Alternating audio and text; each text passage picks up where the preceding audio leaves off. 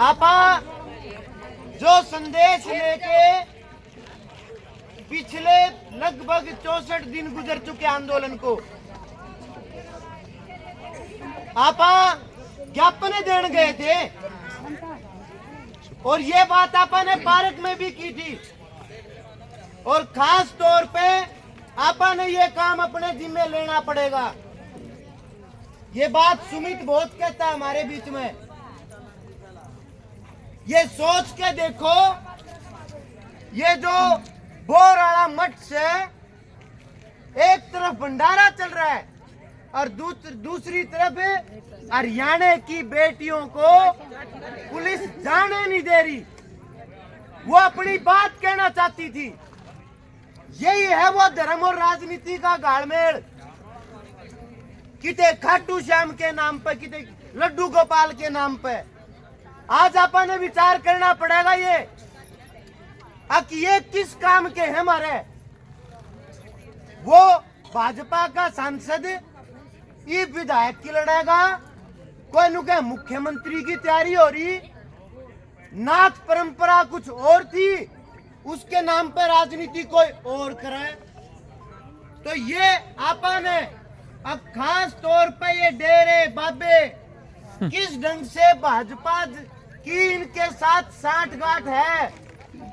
आज पूरे हरियाणा में आशाओं ने किसान आंदोलन के बाद खोल के रख दिया।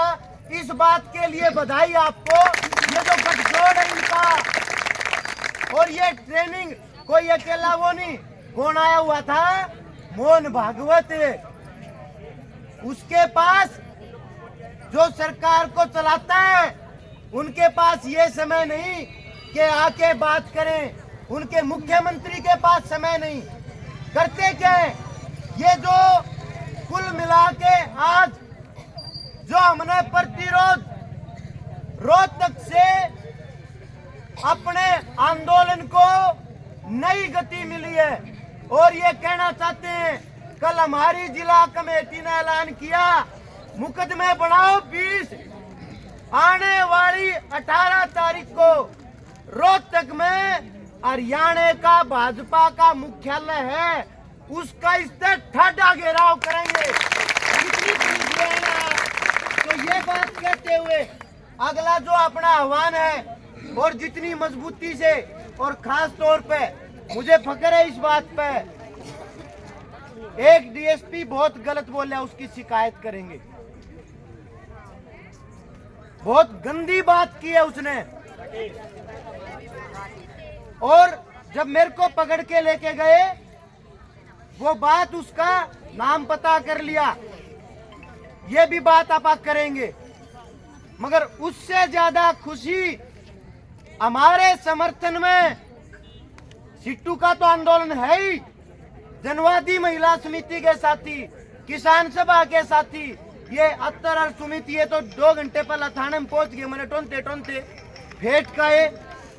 फिर वो अपने मोहित गया, अपना उसका बेटा सुमन का बेटा फेट का है। ये खास तौर पे हमारे आंदोलन के साथ जो व्यापक एकता बन रही है, ये एकता हमें पक्के तौर पे मंजिल तक ले जाएगी। इन मुकदमों से नहीं डरते, ना लाठियों से डरते। हमारी रगों में भगत सिंह का, चंद्रशेखर आजाद का, सुभाष का खून दौड़ रहा है। हमारी नसों में माफी वीर, जो जिसको ये वीर सावरकर कहते हैं, उसका खून नहीं है हमारी रगों में। हमारी रगों में उस सुभाष का है जिसने अंग्रेजों के खिलाफ दूसरे देश में जाके आजाद हिंद फौज बनाई और अंग्रेजों से अपने देश को आजाद करवाने में। भगत सिंह जिसने ये कहा, अब मेरे को आप जो है युद्ध बंदी की तरह मेरे ऊपर जो है फांसी नहीं, मेरा गोली मारो। हमारी नसों में, हमारी रगों में उन्हीं वारिसों का खून दौड़ रहा है, उसी बाबा साहब अम्बेडकर का, जिन्होंने संविधान जब लिखा। और हम ये कहना चाहते हैं खास तौर पे, यही संविधान है जो हमें इस देश का नागरिक होने का गर्व महसूस करवाता है, और ये हमने अपनी कुर्बानियों से हासिल किया है। इसको खराब नहीं जाने देंगे। इतनी बात कहते हुए या फिर कहूं, ईब मेरी मम्मी का फोन आया था।